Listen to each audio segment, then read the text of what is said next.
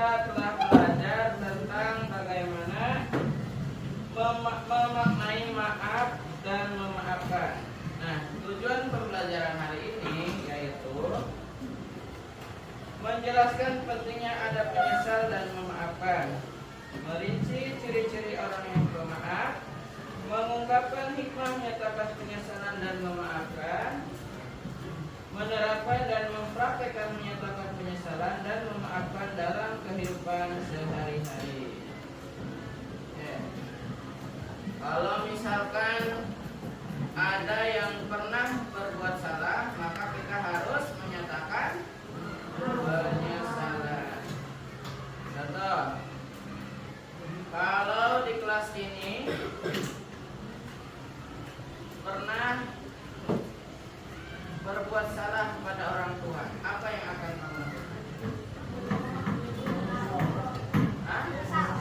Yang menyesalnya dengan cara meminta maaf kepada orang tua dan tidak akan mengulangi lagi. Nah, kita akan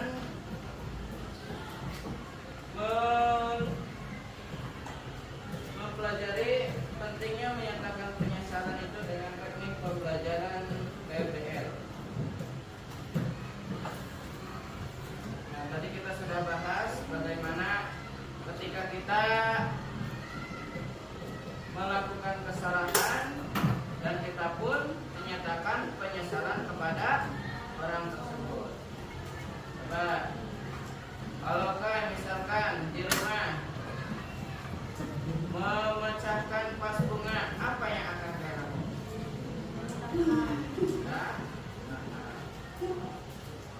Kata-katanya kayak gimana? Misalkan ke mama, maaf sudah memecahkan vas bunga, ya.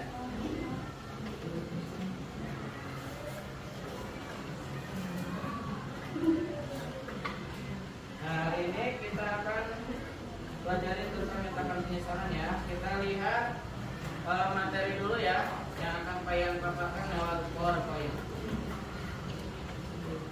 Yang akan kita bahas pengertian penyesalan, alasan mengapa menyatakan penyesalan, terus pentingnya bahaya tidak menyatakan penyesalan dan menunjukkan kejujuran, kesimpulan dan implikasi. Oke, kita ke pengertian penyesalan. Nah, menurut perspektif kelihatan? Kurang jelas, ya? Nah, jelas, ya? Menurut perspektif psikologi, penyesalan adalah perasaan tidak puas atau menyesal terhadap suatu tindakan atau keputusan yang telah diambil di masa lalu.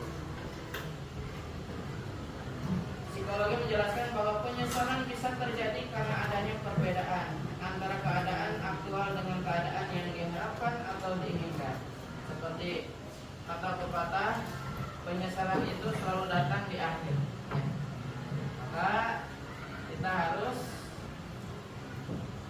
memperbaiki diri sebelum atau memikirkan apa yang kita lakukan itu sebelum penyesalan itu datang. Menurut perspektif agama, dalam perspektif agama, penyesalan diartikan sebagai perasaan menyesal yang timbul karena melakukan perbuatan yang bertentangan dengan ajaran agama atau nilai-nilai moral. Contoh, kemarin kamu tidak melaksanakan sholat 5 waktu. Ada yang nggak sholat subuh, ada yang nggak sholat zuhur, ada yang nggak sholat asar, ada yang nggak sholat maghrib ataupun isya. Nah, dalam perspektif agama, kalian menyesal telah melakukan perbuatan dosa karena tidak melaksanakan sholat. Nah, itu dikatakan menyesal. Maka dari itu setelah menyesal, hari ini harus bisa sholat 5 waktu.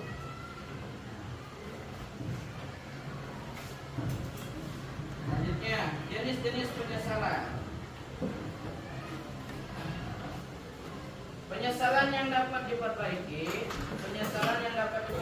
adalah penyesalan terhadap tindakan atau keputusan yang masih memungkinkan untuk diperbaiki atau diperbaiki.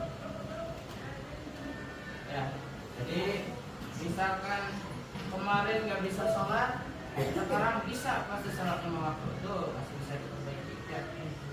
Kemudian contoh penyesalan yang dapat diperbaiki adalah merasa menyesal karena tidak membeli tiket konser. Nah ini yang umum ya, dan masih memiliki kesempatan untuk membelinya. Aduh, saya kemarin nggak bisa nonton JKT karena belum beli tiket. Nah nanti kedepannya kalau ada konser JKT lagi beli tiket. Ataupun aduh kemarin belum bisa hadir di acara pengajian Buya Yahya. Minggu depan harus bisa. Nah ini penyesalan yang tidak dapat diperbaiki. Penyesalan yang tidak dapat diperbaiki adalah penyesalan terhadap tindakan atau keputusan yang sudah terlanjur dilakukan dan tidak dapat diubah. Contoh, aduh saya sudah melakukan kesalahan. Misalkan sudah berbuat jahat pada orang lain, sudah nggak bisa diubah karena sudah terjadi. Jadi kita perlunya meminta maaf. Atau kamu pernah berbuat dosa yang besar yang sudah didahulukan, atau kamu pernah memecahkan atau merusak barang orang lain, kan udah bisa diperbaiki, ya sudah, berarti kita tinggal menyesalnya aja dengan cara meminta. Di sini contoh penyesalan yang tidak dapat diperbaiki adalah merasa menyesal karena telah mengucapkan sesuatu yang tidak pantas pada seorang yang sudah meninggal. Contohnya kamu pernah berkata kasar kepada misal ya orang tua ataupun kakek semasa hidupnya. Kan kita gak mungkin minta maaf nggak dikubur, Pak minta maaf, nggak bisa ya. Kamu misalkan gak pernah berbuat baik kepada orang tuamu selama masa hidupmu,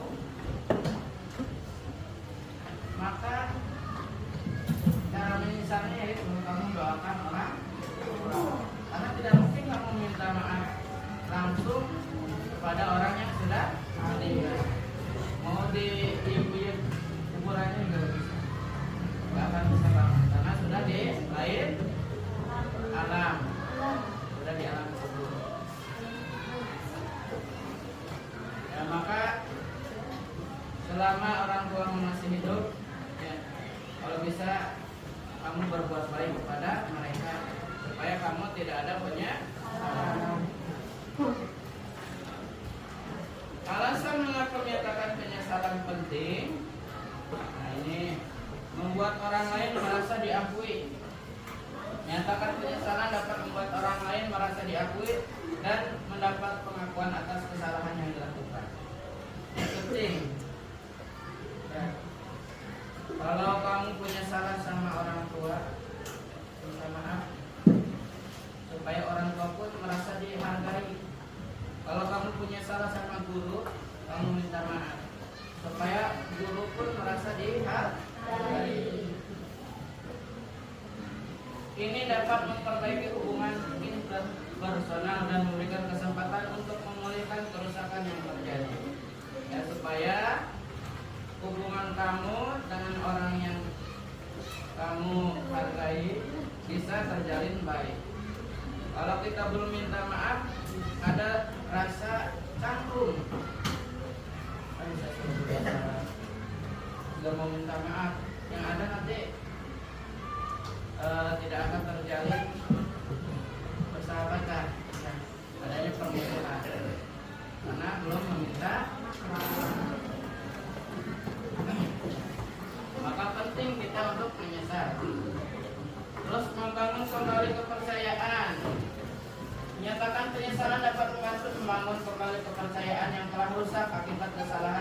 tindakan yang salah.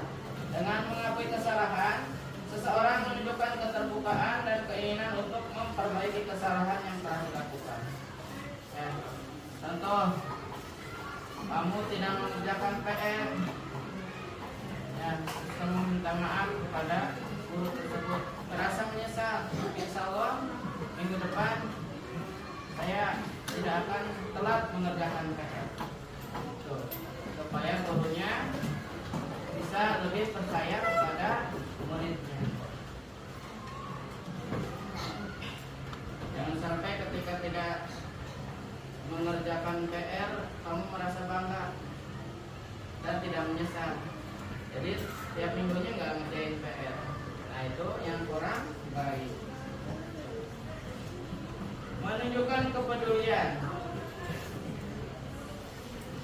menyatakan penyesalan adalah cara untuk menunjukkan rasa peduli terhadap perasaan dan kepentingan orang lain yang mungkin telah terluka atau terpengaruh oleh tindakan atau keputusan kita.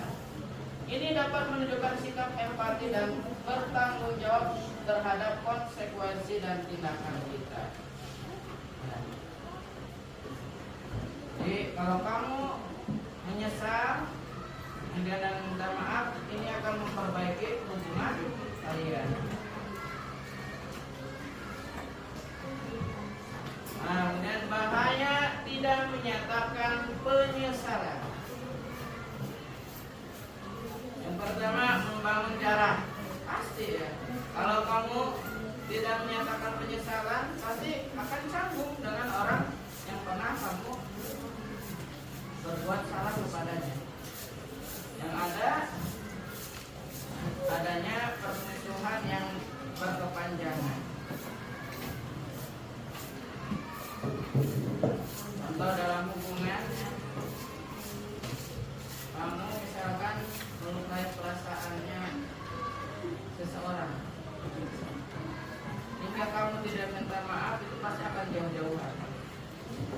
Kalau di pertemanan mungkin bala-balaan kalau disebut. Akhirnya saling menjelekkan dan sebagainya itu. Nah, waktunya habis. Kelompok ini siapa? Satu orang. Ya, dijamka. Yang gerak maju.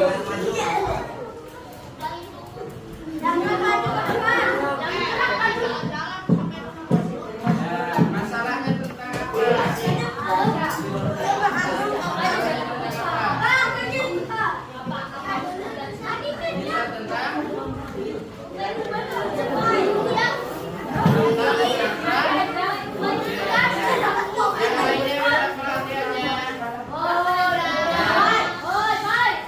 Jadi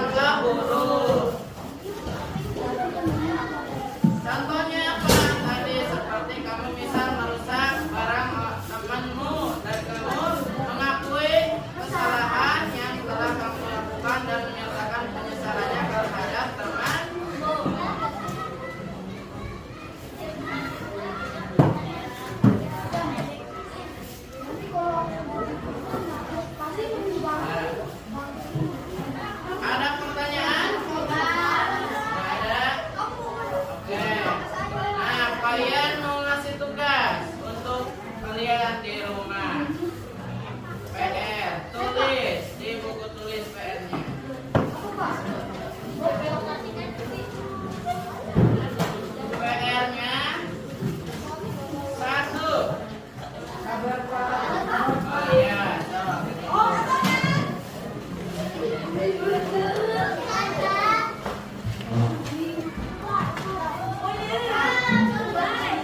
ya.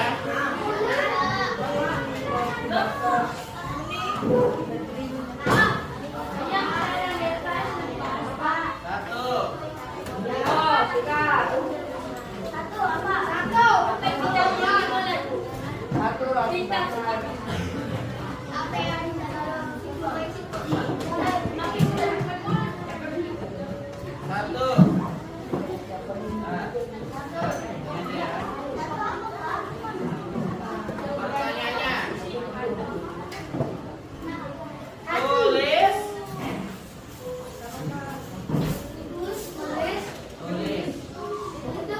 Tulis permintaan maafmu